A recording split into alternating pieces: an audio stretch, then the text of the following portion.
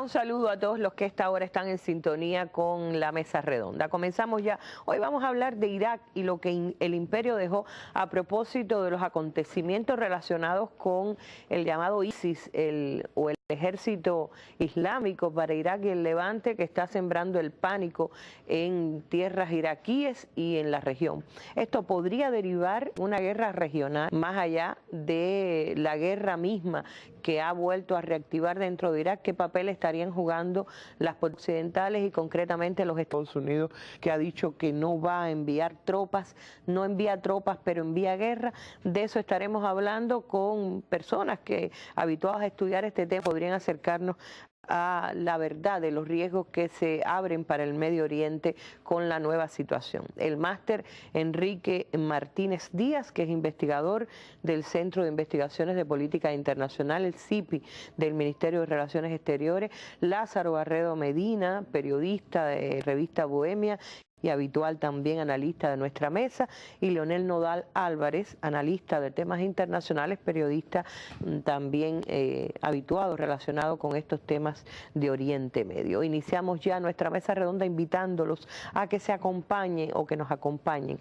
en los análisis sobre Irak y lo que el imperio dejó desde el 2003, en que empezó una guerra sin sentido y ha llevado al infinito de la desestabilización y la guerra en esa parte del mundo. Acompáñenos. Más de 2.600 emisiones en vivo. Hemos creado un sistema de integración sin precedentes en la historia del mundo. Tribuna para los líderes progresistas de nuestra América. De la presencia de Cuba fue realmente, yo diría, totalizante. Precisamos todos los unos con los otros, porque juntos somos fuertes. Nunca el patriotismo ha sido tan patriotismo consciente que hoy alberga nuestro pueblo. Mesa redonda, año 15. Bueno, comenzamos ya nuestra mesa redonda, pero como es habitual, vamos también a la noticia del día.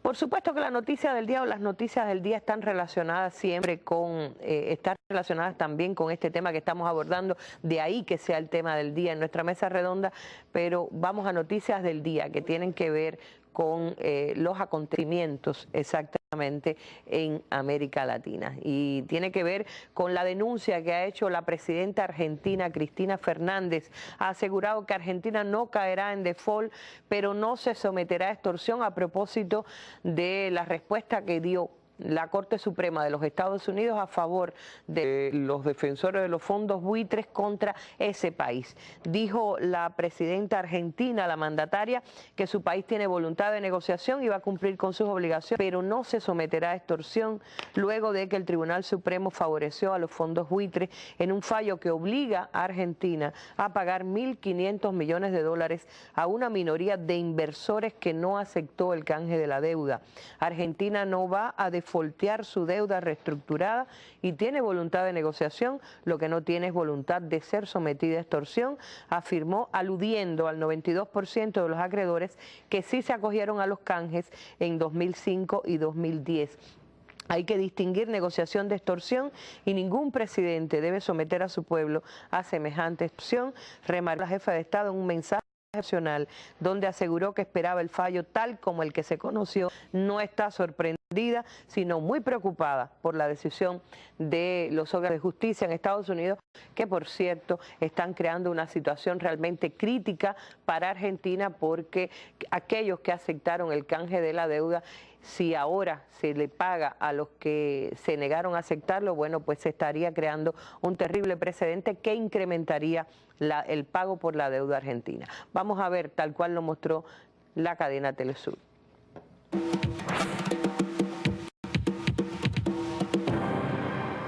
La mandataria Cristina Fernández afirmó que se adoptarán los instrumentos y las herramientas necesarias para hacer frente a los compromisos asumidos con los bonistas que ingresaron a los canjes de deuda de 2005 y 2010. Yo quiero hoy dirigirme no solamente a los millones de argentinos que seguramente nos están escuchando. Quiero dirigirme también fundamentalmente al 92% de los acreedores que creyeron en la Argentina. Y quiero decirles a ellos que Argentina va a cumplir con sus obligaciones. Argentina no va a defaultear su deuda reestructurada. Estamos dispuestos también, como lo hemos hecho siempre y porque hemos abierto el canje, a que entre a ese canje el 100% de los acreedores de la Argentina, de ese 7% que todavía falta también ingresar. Porque la vocación de la Argentina es pagar, lo hemos demostrado, hemos sido el único gobierno que no utilizó la bicicleta financiera para seguir endeudándose. La mandataria condenó el ataque especulativo de los fondos buitre que atentan contra el país y la reestructuración de deuda. 500 millones que Argentina ha evidenciado y tiene una voluntad de negociación. Lo que no tiene es, bueno, digámoslo también con todas las letras, el por qué ser sometida a semejante extorsión. Creo que no lo merece ni nuestro país, ni los tenedores de bonos a los cuales se les quiere impedir o se les quiere embargar los fondos que tienen que pagar. Ahora, fin de mes, el 30 de junio, tenemos vencimientos por 900 millones de dólares. Para la presidenta Fernández, el fallo significa la ratificación de un modelo de negocios a escala global, una forma de dominación que se guía por la especulación y que busca poner de rodillas a los países y su población. Bueno, sin discusión se adivina también como un castigo a una mandataria que ha sido especialmente crítica con el funcionamiento de la economía global. Dijo Cristina, es absurdo e imposible que un país destine más de la mitad de sus reservas al pago de deudas. Lo dijo para ella el fallo de la Corte Suprema al rechazar la apelación a Argentina a la decisión favorable a los holdouts. No solo es contrario a los intereses del país, dijo, también al 92% de acreedores que sí creyeron en Argentina y accedieron al canje. La medida también afecta, dijo, al sistema económico y financiero global y no tuvo en cuenta el reclamo de gobiernos como los de Francia, México y Brasil y de más de 100 parlamentarios británicos en apoyo a la postura argentina. Es la noticia del día en nuestra región, pero nos vamos hacia otra región que sigue ardiendo. Oriente Medio y el peligro terrible que significa el ejército islámico para Irak y el Levante, que está literalmente tratando de incendiar o incendiando de manera criminal el espacio iraquí, con riesgo de extenderse a otros vecinos de la región. Hoy en la mesa redonda. Las tropas del gobierno iraquí atacan posiciones de los islamistas. Todas las esperanzas parecen estar puestas en los voluntarios que van camino al frente. Los terroristas siguen perdiendo terreno ante el ejército sirio, una realidad que intentan cambiar golpeando al vecino Irak. Y bueno, para entrar ya en nuestro tema, ¿qué tal si arrancamos con reporte de la televisora alemana Deutsche Welle, lo último en relación con el avance del ejército islámico para Irak y el Levante y los estragos que está causando en la población civil, el terror que está sembrando en territorio iraquí? Todas las esperanzas parecen estar puestas en los voluntarios que van camino al frente. Miles de chiitas responden así al llamado de su líder religioso a luchar contra las milicias sunitas. Su éxito también ayudaría a Estados Unidos, que busca un acercamiento a Irán al margen de la cumbre atómica. Ambos países quieren detener al ISIS. Estamos abiertos a dialogar con Irán si tiene algo constructivo que aportar, siempre y cuando respete la integridad y la soberanía del vecino Irak y la capacidad de su gobierno para implementar reformas. Las tropas del gobierno iraquí atacan posiciones de los islamistas. El ejército asegura que los ataques están dando fruto, pero por lo visto no logran frenar el avance del ISIS. La ciudad estratégica de Tal Afar en el norte cayó en manos de los islamistas.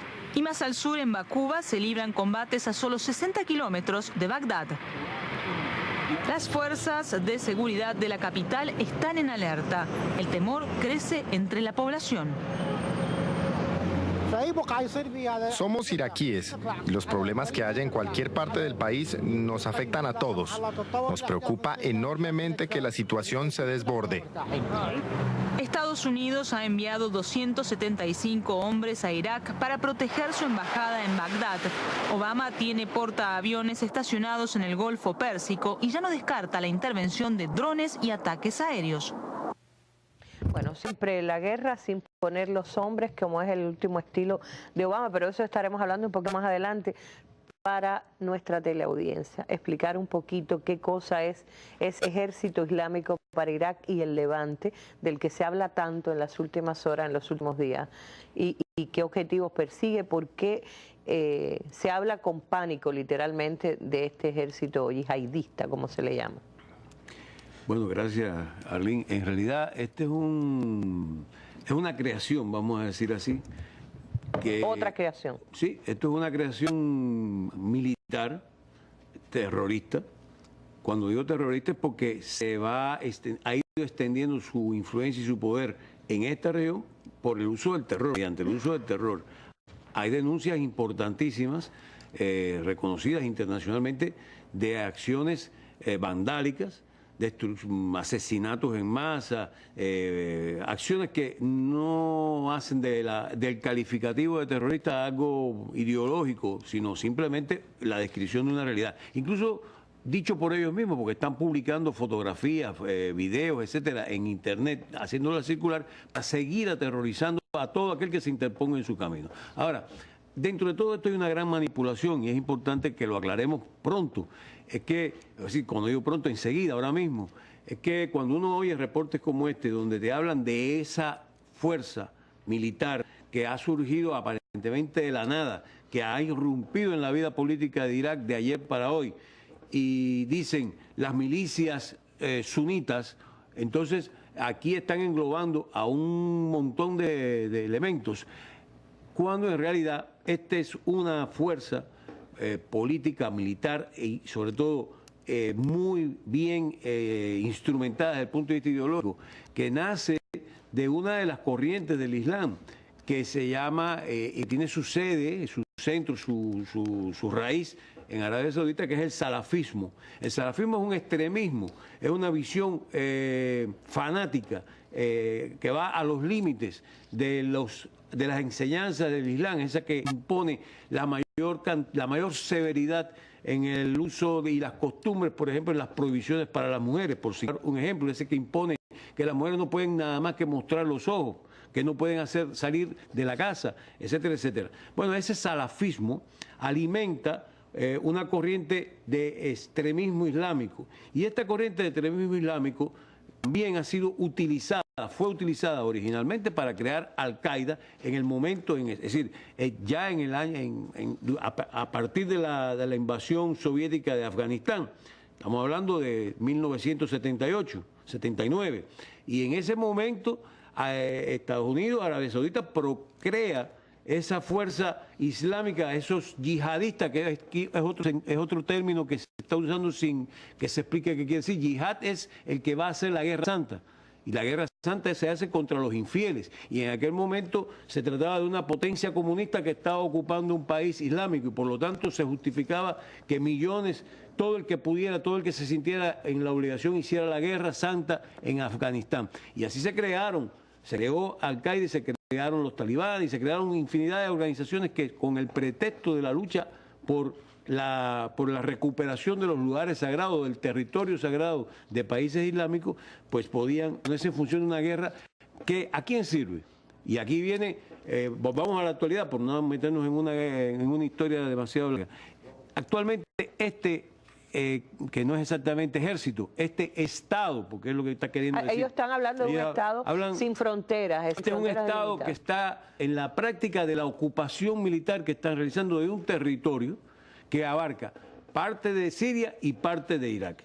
Es decir, el norte de Irak, vamos a decir, es que sería necesario tener el mapa a la vista, como no, y la zona colindante del norte de Irak con Siria. Esa región que está habitada fundamentalmente por árabes que practican la rama sunita del Islam, Esto es lo que se ha querido utilizar como base para ese Estado Islámico de Irak y el Levante. Cuando dicen el Levante... Ahí tienes el mapa. Es por donde sale el sol, es decir, por donde se ve venir el sol en Europa, y por lo tanto es esa zona colindante con Siria. Este grupo, esta organización, es un desprendimiento de Al-Qaeda que está siendo dirigida actualmente por un señor al-Baghdadi, nombrado así, al-Baghdadi, y que desde 2007 aproximadamente viene actuando en Siria y en Irak. Cuando en Siria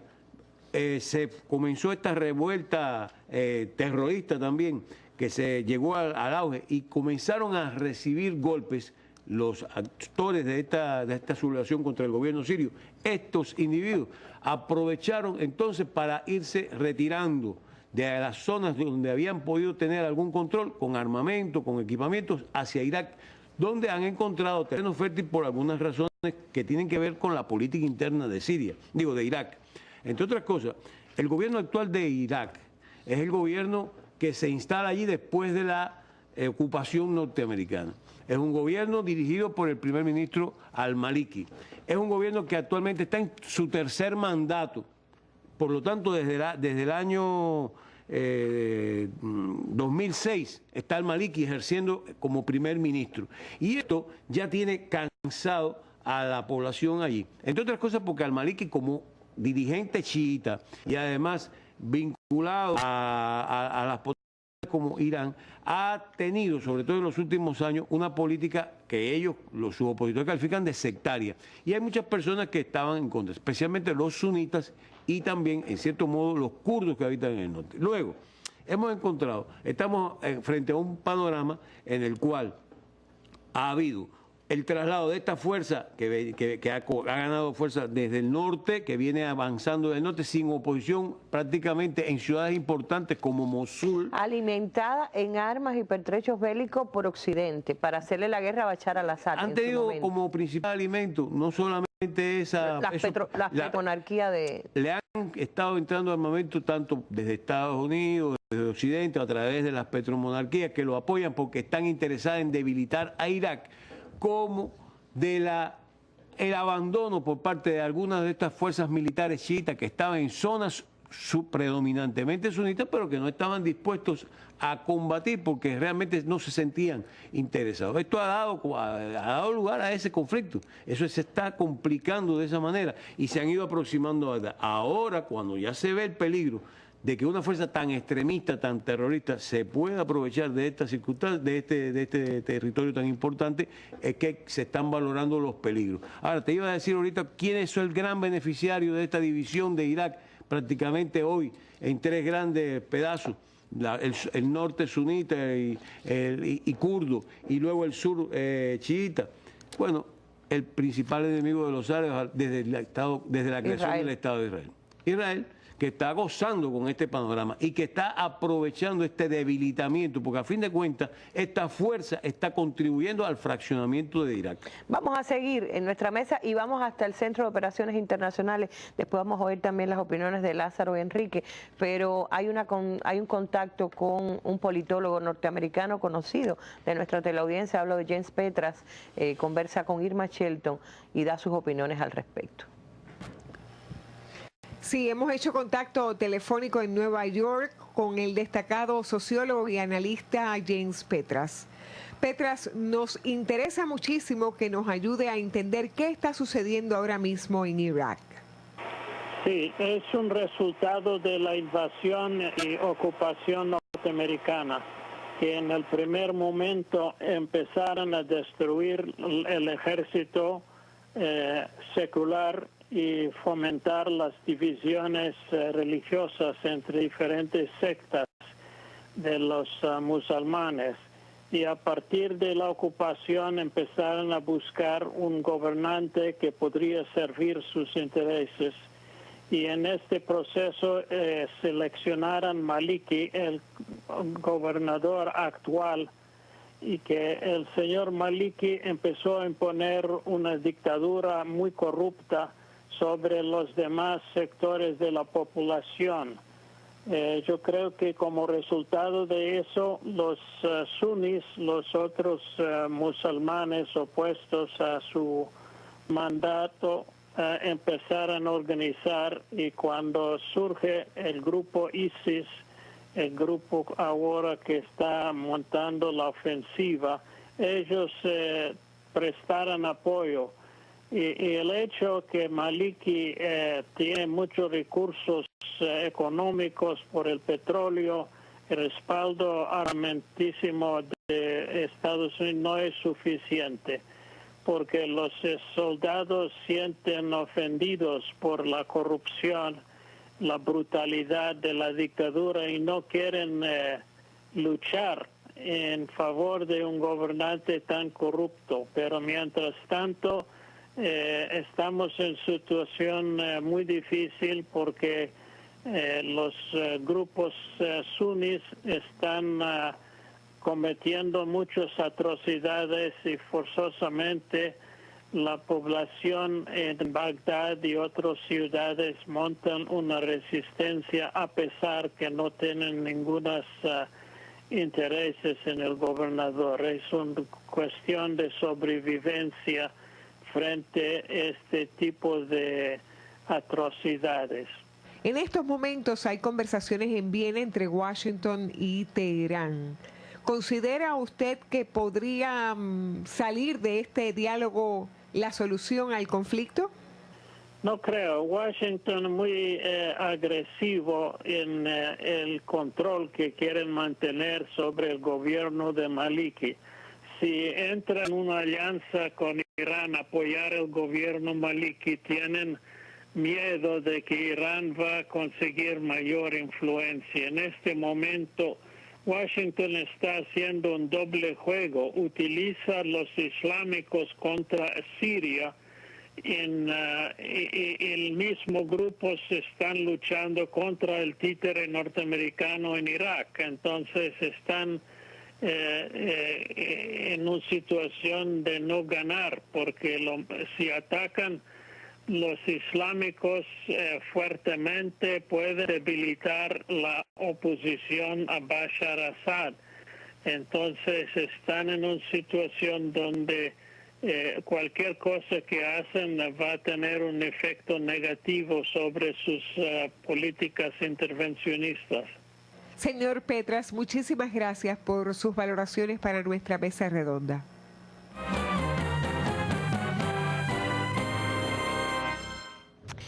¿Y qué fue, Lázaro? ¿Le salió el tiro por la culata? Coincido absolutamente con lo que ha dicho Petras, realmente. Bueno, aquí este es un tema muy controversial, que tiene muchas opiniones. ¿Por qué? Por lo siguiente, mira, Abu Bakr al-Baghdadi, que es el jefe del ISIS ahora, que se creó, fue un producto precisamente para hacer la guerra a Siria. Este hombre le llaman el jeque invisible, porque ese nombre es un sobrenombre. Abu Bakr fue el primer califa después de Mahoma. Y al-Baghdadi es Bagdad, es una referencia a Bagdad. Es decir, ese es el nombre que le han puesto a este hombre, al-Baghdadi. O sea, el califa de Bagdad. Es la opinión que está aquí de por medio. De buenas a primeras, Siria se fortalece, le hace resistencia a este grupo, y de buenas a primeras este grupo se traslada a Irak. Acuérdate que aquí hay una guerra confesional de más de 1000 años entre chiitas, sunitas, kurdos y otras grandes minorías religiosas. Hay como 7 u 8 más que conviven en este llamado Estado Irak, que es el producto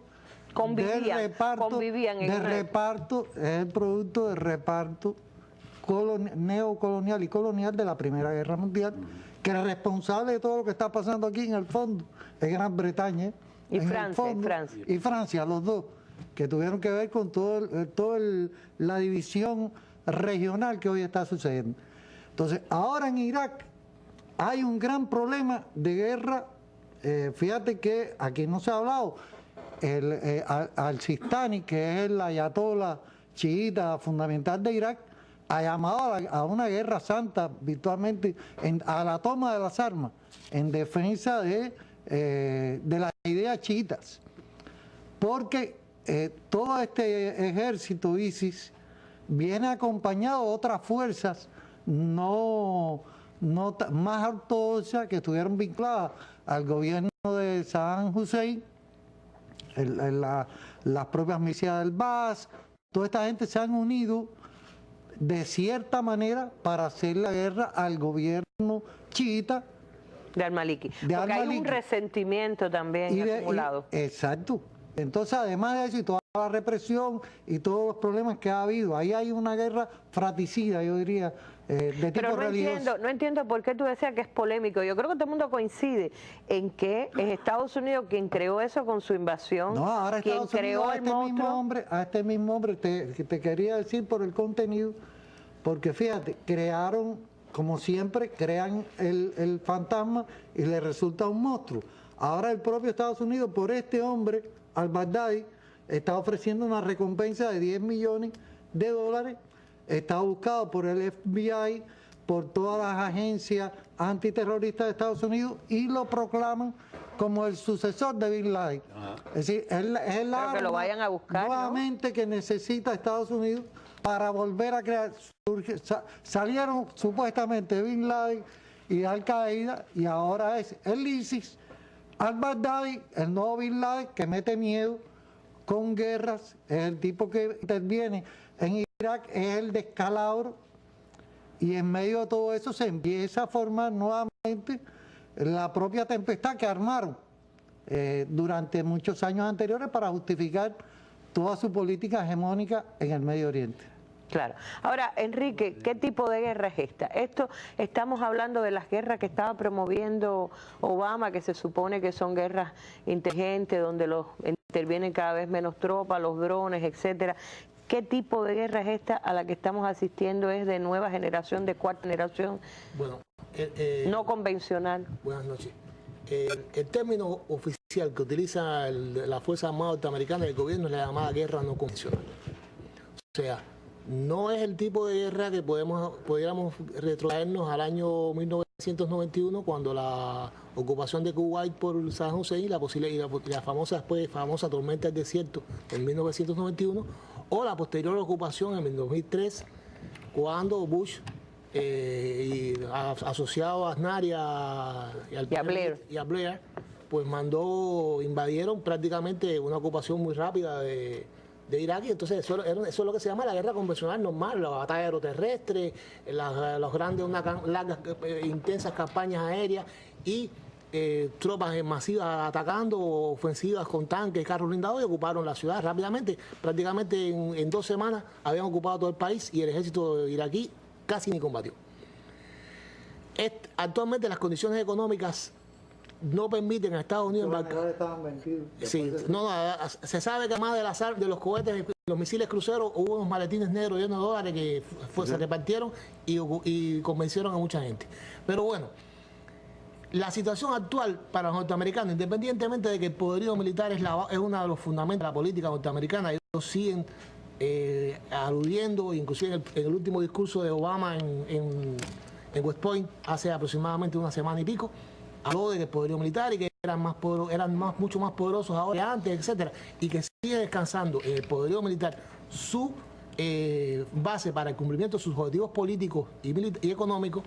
Pues la situación no es favorable para que Estados Unidos se embarque o trate de embarcarse en una campaña militar con empleo masivo de fuerza, y entonces pasan a utilizar otro tipo de acciones para derrocar a aquellos gobiernos que no les son favorables.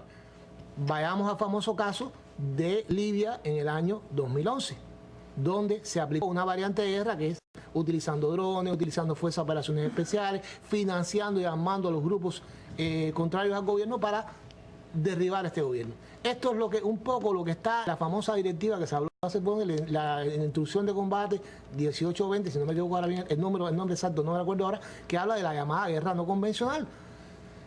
Los americanos al salirle también esta acción en Libia, no podemos analizar ahora qué pasó en Libia, por qué el gobierno se derribó y por qué se creó el caos que dejaron después, pero que fue favorable para que lo derribaran. Pensaron que este era el esquema que era más factible, no utilizar fuerza, introducir fuerzas de operaciones especiales para entrenar a estos grupos, o sea, los Rangers, los SEAL, los Boinas Verdes que se introducen enmascarados en grupo, utilizando uniformes de sus propias fuerzas, aparentemente gente que dominan el idioma y los instruyen, los preparan para que sean ellos los que pongan los muertos.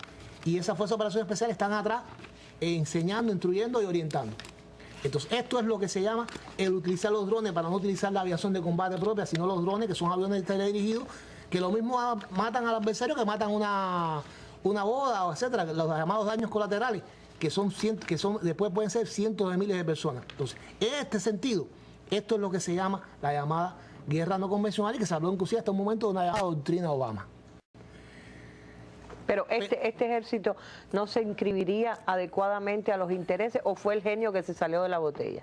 Hay de poco, como mismo le pasó con los famosos talibanes en Afganistán, le ha pasado ahora. Sencillamente pensaron que ellos lograban, armando a esta gente, lo iban a poder controlar y gobernar. Sencillamente ellos actuaron a partir de sus intereses a buscar un objetivo que era derribar el gobierno de Bashar al-Assad, porque era un gobierno republicano, claro. No apoya a Arabia Saudita, está enfrentado a Israel, tiene un punto de cuestión y dijeron, este es favorable para destruirlo, y apoyaron y crearon esta fuerza.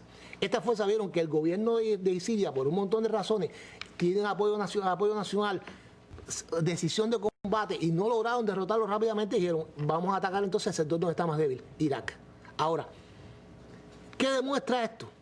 Que esta concepción de tratar de minar por dentro a un país para destruirlo, utilizando la llamada guerra no convencional, o sea, creando descontento, financiando fuerzas internas, utilizando las fuerzas de operaciones especiales, utilizando sabotaje, acciones, golpes limitados con después explotar en la cara. Puede, al final, no va a tener el resultado que ellos esperaban. Y es lo que está pasando. Es el fracaso de la concepción norteamericana de la implosión de un Estado, el cambio de régimen por esta vía, que en algún lugar pudo tener un relativo éxito, relativo. Veamos la situación que hay en Libia actual, que podría analizarse después, el caos que existe en Libia, el fracaso en Siria, que no han logrado, y que hubo unas elecciones en Siria donde el gobierno de Bashar al-Assad fue reelecto con una amplia mayoría de los que pudieron votar, pero que no fueron poca gente los que votó, y ahora entonces atacan en Irak. Y ahora obligados a negociar con Irán, en el sentido de que sería el único momento en que coinciden intereses iranios y norteamericanos. Bueno, no están obligados. Las declaraciones de Kerry, mira, las declaraciones de Kerry, de que no lo descarta porque están negociando, están en el tema de la energía nuclear, y aquí surge el tema por lo que está pasando en Irak. Él dijo eso de la posibilidad de negociar por el tema religioso de los chiitas con el gobierno iraní, e inmediatamente se produjo una reacción interna en los Estados Unidos.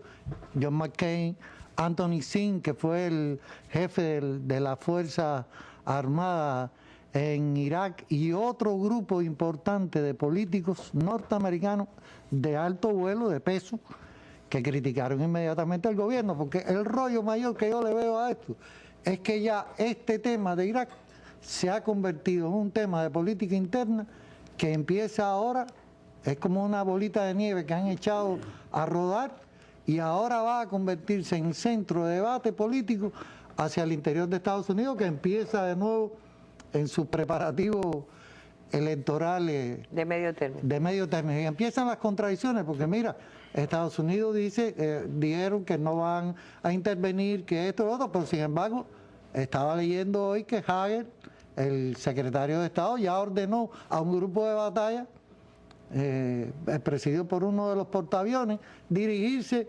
hacia precisamente la costa iraquí. Hacia Irak, pero en cualquier caso se trata, según han dicho ellos, de proteger sus intereses, que tienen intereses en todo el planeta. Eso ya se sabe cuán ancho e infinito es el marco de los intereses norteamericanos. Pero no me agoten el tema. Quiero volver con todos ustedes para avanzar criterios en torno a esto. Lo que decía yo de que estaría obligado, quizás la palabra exagerada, de Kerry o de Estados Unidos negociar con los iranios en esos términos o hablar sobre el tema, creo que está dictado por los medios en todo el mundo destacan mucho esa situación, porque el enemigo de repente se puede convertir en un aliado en determinado punto estratégico. ¿Qué te pasa con ese criterio? Es que en realidad Estados Unidos apostó desde la primera invasión y sobre todo a partir de la segunda, a dominar y fraccionar Irak para controlar sus recursos. Y sobre todo, para por fin, de algún modo, sembrar o crear un frente ¿cómo dices tú? ¿Contén o agresión? ¿De contención? De contención y de ver cómo terminaban por fin su conflicto con Irán. Irán es desde el 79 el problema más serio que tiene Estados Unidos en esa región. Porque Irán despertó, la revolución islámica de Pero Irán, perdón, eso niega el hecho de que ahora podrían hablar y de hecho ambas partes lo han reconocido. Yo creo que en esto hay una doble cara en las palabras, en lo que se dice y en lo que se hace. Hay mucho de demagogia por parte de Estados Unidos en lo que dice y en lo que hace con relación a este conflicto. Estados Unidos, los neoconservadores del periodo de la invasión a Irak, de la Primera Guerra y de la Segunda Guerra, hablaban de democratizar. Después que termina la historia, hablan de democratizar. Ahora están tratando de ver cómo controlan los daños. En realidad, ellos se tuvieron que resignar con al-Maliki. Ellos sabían que al-Maliki era un tipo que había estado residiendo exiliado en Irán. Ellos se daban cuenta de que saliendo las tropas norteamericanas allí, el poder iba a las manos de la mayoría chiita y de estos grupos que tenían el control político del país. Claro. Ahora, y usaron a los chiitas contra los sunitas. Era el mal menor porque podría haber sido otro. Y no fue otro, fue este. Ellos sabían que tenían que negociar, entenderse, soportar, convivir, vamos a decir así, con Irán, pero siempre tratando de ver cómo lo destruyen. Por eso han estado durante los últimos años promoviendo el conflicto a propósito de las armas nucleares con Irán, por ejemplo. Ya. Bueno, vamos a hacer una pausa. Te propongo hacer una pausa. Vamos a volver. Hay un panelista que no está sentado en esta mesa, pero que yo me propongo traerlo con las reflexiones importantísimas que ha hecho a propósito de este ejército islámico para Irak y el Levante. Este miércoles y jueves en la mesa redonda, el combate contra el cáncer. Los esfuerzos preventivos de atención y de investigación que hace el país en el enfrentamiento al cáncer, la principal causa de muerte de la nación, serán abordados este miércoles y jueves en las mesas redondas con la participación de reconocidos especialistas del MINSAP y el Centro de Inmunología Molecular. Si usted desea participar con su opinión o pregunta, puede llamar desde hoy hasta el jueves al teléfono 646-5900 en el horario de 9 de la mañana a 5 de la tarde. También podrá llamarnos el miércoles durante la transmisión del programa de 7 a 8 de la noche al teléfono 831-2484. Puede además dejarnos su opinión en el correo electrónico mesarredonda@enet.cu y en los sitios web de la Mesa Redonda y Cuba Debate. Acompáñenos.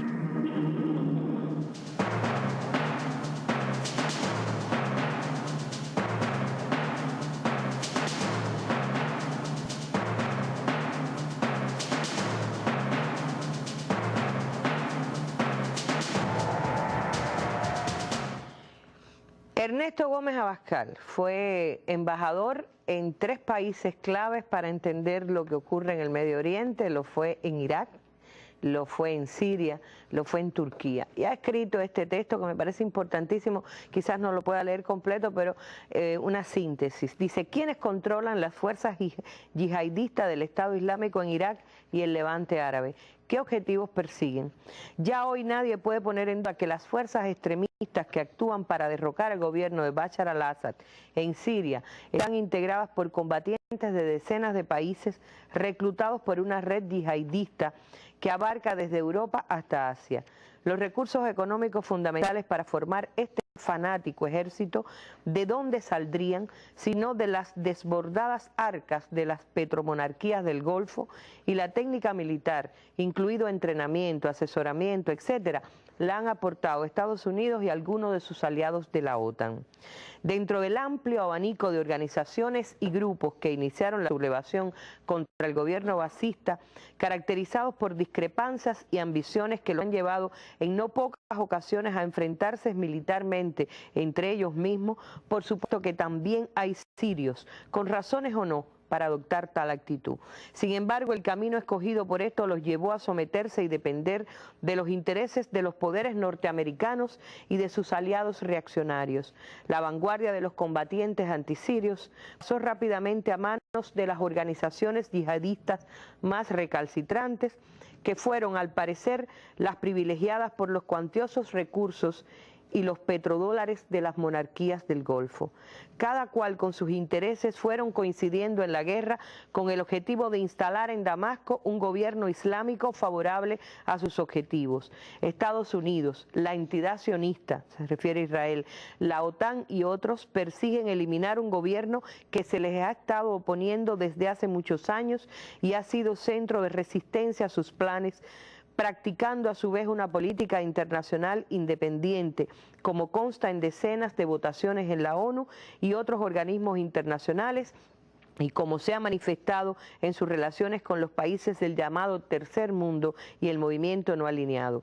También buscaban el debilitamiento de la alianza con Teherán y con las fuerzas patrióticas libanesas, objetivos ulteriores a liquidar como parte de una política hegemónica. Importantísimas ambiciones económicas se encuentran de igual forma detrás de esta guerra, pues el territorio sirio es un corredor ideal y el trayecto más corto para los gasoductos y oleoductos que transportarían los energéticos desde los grandes yacimientos de Irak, Irán, Qatar y otras zonas adyacentes hasta puertos del Mediterráneo, lo cual aliviaría a Occidente de la dependencia del suministro ruso para de paso lograr debilitar a Moscú y su objetivo de recuperar su posición como potencia mundial. La organización conocida como Estado Islámico de Irak y el Levante, ISIS o EIIL, según sus siglas, o Daesh, su acrónico árabe, fue un desprendimiento de Al-Qaeda que entró en Siria partiendo de la provincia de Anbar en Irak, donde grupos sunitas fueron trabajados y reclutados por los servicios especiales de Arabia Saudita y Qatar, y junto a yihadistas de otros países y probablemente apoyados desde Turquía, combatieron con éxito para ocupar una región del nordeste siria adyacente al Kurdistán iraquí, ya casi convertido en Estado independiente y a la frontera turca. Sin embargo, la ofensiva lanzada contra ellos, los últimos éxitos militares y políticos del gobierno sirio, la resistencia y el hecho de no contar con apoyo kurdo que predomina en esta misma región, los hizo retornar a territorio iraquí en una ofensiva que tomó por sorpresa al desorganizado y desunido ejército de ese país, que ha abandonado posiciones importantes como la ciudad de Mosul, la segunda más grande de Irak, Tikrit, más al sur en camino a Bagdad, Beiji, importante centro petrolero, etc. Incluso intentaron sin éxito tomar Kirkuk, ciudad disputada por kurdos, turcomanos y árabes, y también significativo enclave petrolero. Estos son algunos de los análisis que hace Ernesto Gómez Abascal, y sobre el final volveremos con cómo termina este... Sí. En esta historia no se ha hablado, pero está los kurdos con la Peshmerga, sí, que se apropiaron de Kirkuk, que es una de las petroleras más importantes. Es el mejor ejército de las tres minorías, de los tres grupos confesionales. Los kurdos son los que mejor armados han estado. Pero esto también tiene que ver con la invasión. Si me permiten, vamos un momentico a Siria. Si me permiten, vamos un momentico a Siria y ustedes me ayudan a hacer el análisis, porque yo no dejo de ver esto también como una agresión. Es decir, este ejército que se dice sin fronteras, que reclama todo el territorio islámico, que se expande con tanto peligro. Vamos a ver qué nos reporta Shan Guamuz desde territorio sirio. La Fuerza Aérea iraquí bombardea las posesiones de Daesh en Nínawa, Anbar y Saladino, mientras las tribus en Irak y Siria, en apoyo a los uniformados sirios, resguardan la zona fronteriza. Unidos trabajan por ganarle la batalla al terrorismo.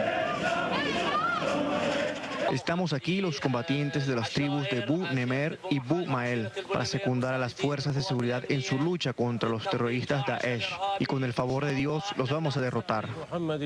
Las tribus de Bu Ahmad estamos reunidos hoy en Bagdad organizando nuestras filas para enfrentar las bandas de Daesh y lo hacemos preservando la integración territorial del país para así poder limpiar las provincias al oeste de los terroristas de Daesh y de Al-Qaeda.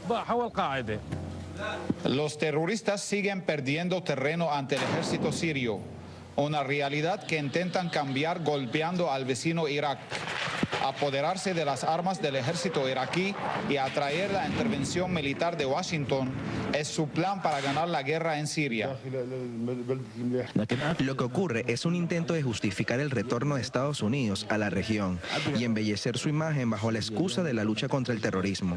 Pues después de 3 años de guerra que libran los ejércitos de Siria e Irak contra los terroristas, viene Estados Unidos a cosechar los frutos de esta guerra como el héroe que combate el terrorismo en el mundo. Mientras, el apoyo popular a los gobiernos de Damasco y Bagdad sigue frustrando los planes occidentales contra la región. La reelección del presidente al-Assad y la amplia incorporación de los voluntarios a la lucha contra el terrorismo en Irak son muestra de ello. Bueno, termino con Abascal. Dice, la ofensiva del ISIS, seguramente reforzada por grupos sunitas que se sienten desplazados del poder y elementos remanentes de la época de Saddam Hussein, como recordaba Lázaro, ha encontrado poca y desorganizada oposición y avanza en dirección a Bagdad, alentada y apoyada por las reaccionarias monarquías del Golfo que persiguen liquidar al débil poder predominantemente chiita instalado allí y cercano a Irán. El gobierno central, cuya práctica sectaria no ha logrado estabilizar o unificar al país, al parecer presa de pánico, ahora llama a una movilización general para enfrentarlos. Desde hace mucho tiempo viene sufriendo la sistemática desestabilización que provocan las criminales bombas que explotan regularmente en mercados y mezquitas chiitas de Bagdad, las cuales han provocado miles de muertos. Desde Teherán, el gobierno persa ha convocado una reunión de los países vecinos de Irak para coordinar posiciones ante esta situación, pensando tal vez que los turcos estén interesados y algunos gobiernos más pequeños del Golfo. Estados Unidos, a quien el primer ministro Maliki ha solicitado ayuda, ha dicho por boca de Obama que no comprometerá fuerzas en este nuevo conflicto, pero estudia alternativas. Los políticos de Washington son los padres de estos Frankenstein fanáticos y terroristas que hoy florecen en toda la región del cercano oriente y norte de África y aún más allá. La promoción de guerras sectarias ha sido parte de su plan para debilitar y destruir una región donde quiere mantener su hegemonía. Pero esta es una política muy peligrosa. El monstruo parece hacer metástasis y no reconoce fronteras. Tal vez lo que estamos presenciando es un nuevo episodio de lo que ellos han calificado como caos constructivo o la práctica de promover la destrucción mediante conflictos para después ocupar y dominar más fácilmente. Podría mostrar entonces el carácter humanitario de sus intervenciones. Excelente análisis, digo, de Ernesto Gómez Abascal. No te toca porque quemaste las balas ahorita. Enrique, que te hemos tenido ahí regalado un poquito. Bien, hay una de las cuestiones que yo quería... Sí, Leonel. Que yo quería recordar es que los norteamericanos, desde finales del siglo pasado, hablaron del esquema de un nuevo Oriente ampliado y que potenciaron su presencia militar en la región, ocupar Irak para crear un gobierno favorable a sus intereses. Y no tanto a los intereses, porque cuando hablamos de los intereses de Estados Unidos, nos olvidamos que son los intereses de las grandes transnacionales petroleras, mayoritariamente norteamericanas, y que son actualmente las que están explotando el petróleo de Irak, que inclusive elevó su producción por encima de la que tenía anteriormente y que tiene aproximadamente el 16% de las reservas mundiales de petróleo y prácticamente cerca del 40% de todas las reservas petroleras que se encuentran en la región del Medio Oriente. Y ese petróleo, el control de ese petróleo, el control de ese recurso económico que es vital para todas las economías, tanto las economías europeas como las economías del Extremo Oriente, sus aliados principales como son Japón, como son Corea del Sur. No tanto quizás para los propios Estados Unidos, pero que esas grandes transnacionales tienen grandes intereses y muchos de los sectores importantes del poder político en los Estados Unidos están vinculados a esas grandes transnacionales. Por lo tanto, esa política del gobierno de los Estados Unidos está orientada precisamente a favorecer esos intereses. Y ese caos constructivo famoso que se habla permite, entre otras cosas, que los precios del petróleo estén más de 105, 108, 110, hasta $114 el barril de Brent, el petróleo de Brent ayer, de acuerdo a lo que estaba informando Telesur, $108 el barril de la canasta de la OPEP, $106 el barril en el petróleo de Texas, y eso favorece los intereses y las ganancias de esas grandes transnacionales. Y por lo tanto se repercute a los intereses de las élites dominantes en los Estados Unidos. Por ello, ellos les conviene que la situación se mantenga, pero sin que caiga ese gobierno, a mi criterio. Y pienso que, aunque no se dice, y aunque Obama dijo que no iba a mandar fuerzas, ya en estos momentos yo no dudo que las fuerzas de operaciones especiales norteamericanas estén operando en la región, que el grupo de batalla de portaaviones CBN-77 HG Bush, o sea, el nombre del padre de Bush, que fue tan exitoso en la Primera Guerra. Exitoso no, pero que el hijo, en honor a su padre, le puso el nombre al portaaviones de su papá. Está acercando a la zona y que puede desde ahí operar acciones limitadas con la aviación, pero también ya pueden empezar a utilizar los drones, los famosos aviones no pilotados, para hacer acciones muy puntuales, muy selectivas, y ir favoreciendo que la situación se mantenga en un estado en el cual, independientemente de que se mantenga el gobierno, esté tan debilitado que no pueda favorecer su alianza con Irán. Y esto sería un objetivo también a cumplir por los norteamericanos. No obstante, la valoración que nosotros hacemos es que esta condición que ellos estaban buscando de guerra no convencional para destruir un gobierno, con el caso de Siria, ha demostrado que no es viable cuando en el país que se está defendiendo se logra organizar una defensa, una resistencia organizada, orientada, bien dirigida y estimulada por los valores propios de los pueblos, como es la valentía, la defensa del pueblo, la defensa de la patria, o de sus intereses de grupos tribales. Sencillamente no actúa esa... Me quedan 3 minutos que quiero compartir con ustedes. Yo quisiera nada más poner una pregunta. A mí me llama mucho la atención la dimensión mediática que ha tenido también este ejército, el que se enfatice que no tiene fronteras, que va creando criterios de Estado Islámico, siendo como que se está generando, y Estados Unidos diciendo no intervengo porque Maliki no ha hecho lo que yo orienté o no ha cumplido con lo que yo orienté. No hay un cierto pase de cuenta también. En esta mesa se analizó que es raro que al-Maliki respaldaba a Siria, al gobierno sirio. ¿Por qué? No, y no aceptó el acuerdo de seguridad con el gobierno norteamericano. Entonces, para deja que lo destruya, deja que se destruyan entre ellos, hasta que yo entonces llegue al final como el del personaje de las películas, que al final llega y triunfa. Arlene, es la doctrina del caos. Es lo que hemos estado hablando. Fíjate que todos estos gobiernos tenían una estabilidad, podían tener todas las contradicciones habidas y por haber, eran naciones florecientes desde el punto de vista económico, social, y que es lo que trajo el concepto de garantizar la soberanía, la estabilidad y la independencia norteamericana, la destrucción, la muerte, el ir para atrás 200, 300 años en la base material, porque aunque haya crecido el petróleo, como tú decías, favorece a una minoría, pero en la inmensa mayoría de la población lo que está viviendo es una crisis terrible desde el punto de vista de la extrema pobreza. Y yo creo que eso es lo que ha traído consigo y no sería la primera, esa doctrina. No sería la primera vez tampoco en la historia que se echan a pelear entre vecinos para ver qué saldo se gana. Te queda un minuto, te los regalo para cerrar la mesa. No, yo creo que esta es la vieja teoría, es mucho más antigua, tiene tantos años como recuerdos hay del Medio Oriente o de este Oriente Medio o del Levante.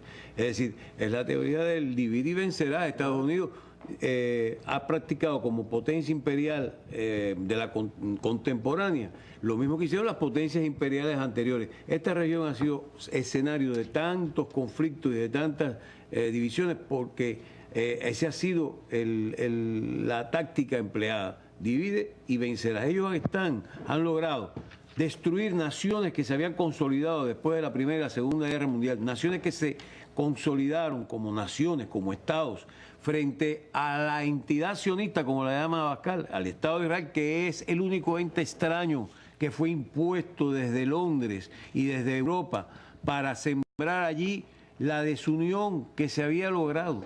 Ellos consiguieron con estas últimas supuestas revoluciones, con estas últimas llamadas primaveras, otra cosa que no consiguieron, otra cosa que ir destruyendo, y están tratando de destruir los estados que le han hecho frente, que han impedido esa fortaleza que se habían creado ante el expansionismo.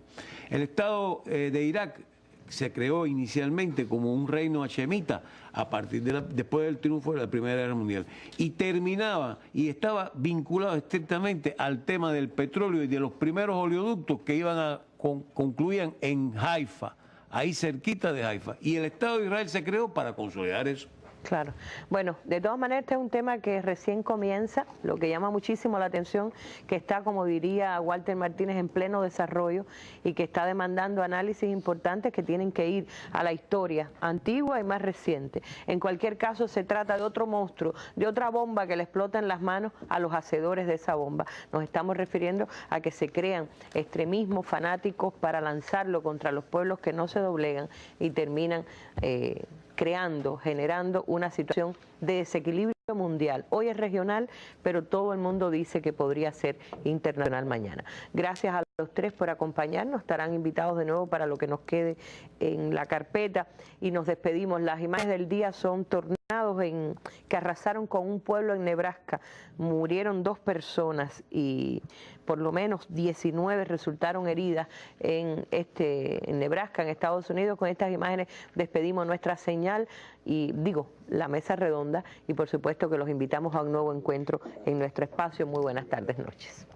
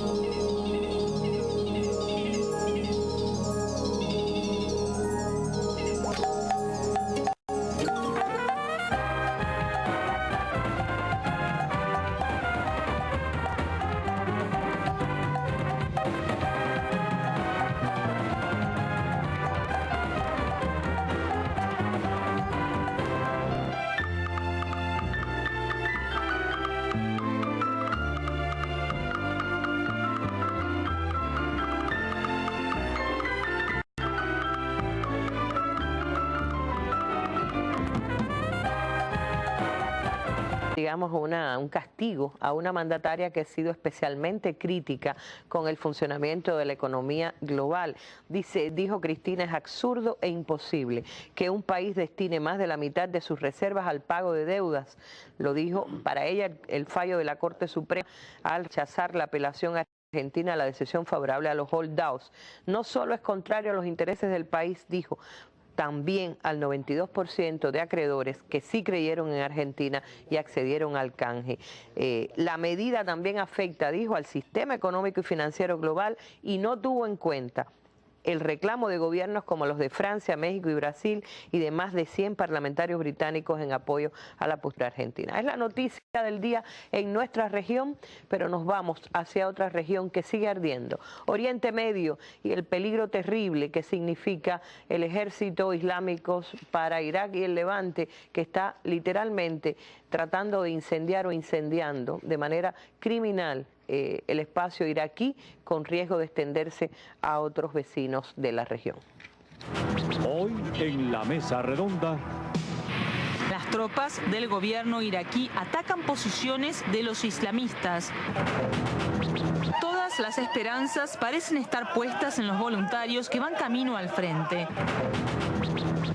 Los terroristas siguen perdiendo terreno ante el ejército sirio. una realidad que intentan cambiar golpeando al vecino Irak.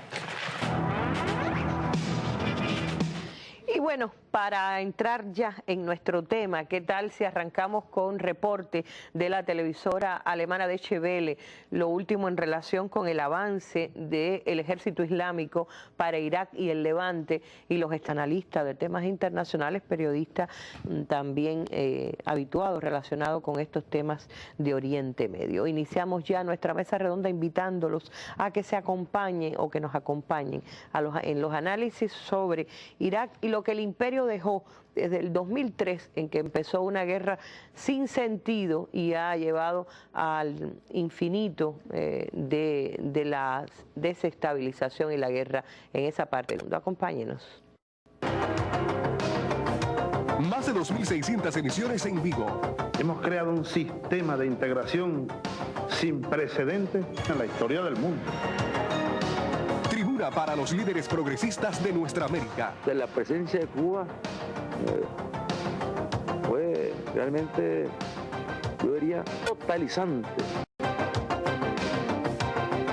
Precisamos todos los unos con los otros, porque juntos somos fuertes. Nunca el patriotismo realmente ha sido tan, porque fuimos conscientes que hoy alberga nuestro pueblo. Mesa redonda, año 15. Bueno, comenzamos ya nuestra mesa redonda, pero como es habitual, vamos también a la noticia del día. Por supuesto que la noticia del día o las noticias del día están relacionadas siempre con, están relacionadas también con este tema que estamos abordando, de ahí que sea el tema del día en nuestra mesa redonda, pero vamos a noticias del día que tienen que ver con los acontecimientos exactamente en América Latina. Y tiene que ver con la denuncia que ha hecho la presidenta argentina, Cristina Fernández. Ha asegurado que Argentina no caerá en default, pero no se someterá a extorsión, a propósito de la respuesta que dio. Que seguramente nos están escuchando. Quiero dirigirme también fundamentalmente al 92% de los acreedores que creyeron en la Argentina. Y quiero decirles a ellos que Argentina va a cumplir con sus obligaciones. Argentina no va a defaultear su deuda reestructurada. Estamos dispuestos también, como lo hemos hecho siempre y porque hemos abierto el canje, a que entre a ese canje el 100% de los acreedores de la Argentina, de ese 7% que todavía falta también ingresar.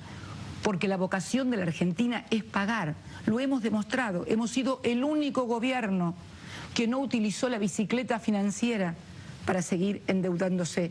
La mandataria condenó el ataque especulativo de los fondos buitre que atentan contra el país y la reestructuración de deuda. Millones que Argentina ha evidenciado y tiene una voluntad de negociación. Lo que no tiene es, bueno, digámoslo también con todas las letras, el por qué ser sometida a semejante extorsión. Creo que no lo merece ni nuestro país, ni los tenedores de bonos a los cuales se les quiere impedir o se les quiere embargar los fondos que tenemos que pagar ahora a fin de mes, el 30 de junio, tenemos vencimientos por 900 millones de dólares. Para la presidenta Fernández, el fallo significa la ratificación de un modelo de negocios a escala global, una forma de dominación que se guía por la especulación y que busca poner de rodillas a los países y su población. Bueno, y sin discusión se adivina también como la Corte Suprema de los Estados Unidos a favor de los defensores de los fondos buitres contra ese país. Dijo la presidenta argentina, la mandataria, que su país tiene voluntad de negociación y va a cumplir con sus obligaciones, pero no se someterá a extorsión luego de que el Tribunal Supremo favoreció a los fondos buitres en un fallo que obliga a Argentina a pagar 1.500 millones de dólares a una minoría de inversores que no aceptó el canje de la deuda. Argentina no va a defaultear su deuda reestructurada y tiene voluntad de negociación, lo que no tiene es voluntad de ser sometida a extorsión, afirmó, aludiendo al 92% de los acreedores que sí se acogieron a los canjes en 2005 y 2010. Hay que distinguir negociación de extorsión y ningún presidente debe someter a su pueblo a semejante extorsión, remarcó la jefa de Estado en un mensaje Nacional, donde aseguró que esperaba el fallo tal como el que se conoció. No está sorprendida, sino muy preocupada por la decisión de los órganos de justicia en Estados Unidos, que por cierto están creando una situación realmente crítica para Argentina, porque aquellos que aceptaron el canje de la deuda, si ahora se le paga a los que se negaron a aceptarlo, bueno, pues se estaría creando un terrible precedente que incrementaría el pago por la deuda argentina. Vamos a ver tal cual lo mostró la cadena Telesur.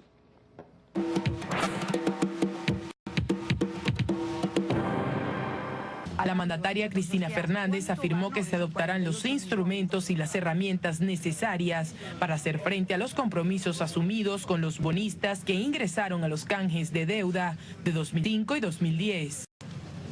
Yo quiero hoy dirigirme no solamente a los millones de argentinos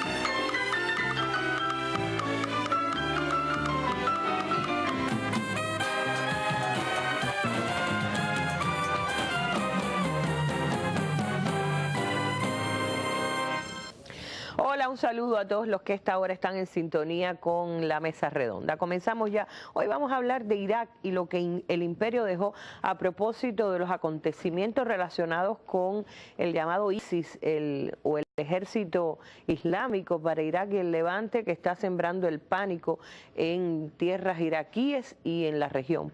Esto podría derivar una guerra regional más allá de la guerra misma que ha vuelto a reactivar dentro de Irak. ¿Qué papel estarían jugando las occidentales y concretamente los Estados Unidos, que ha dicho que no va a enviar tropas, no envía tropas pero envía guerra? De eso estaremos hablando con personas que habituadas a estudiar este tema podrían acercarnos a la verdad de los riesgos que se abren para el Medio Oriente con la nueva situación. El máster Enrique Martínez Díaz, que es investigador del Centro de Investigaciones de Política Internacional, el CIPI, del Ministerio de Relaciones Exteriores, Lázaro Barredo Medina, periodista de Revista Bohemia y habitual también analista de nuestra mesa, y Leonel Nodal Álvarez,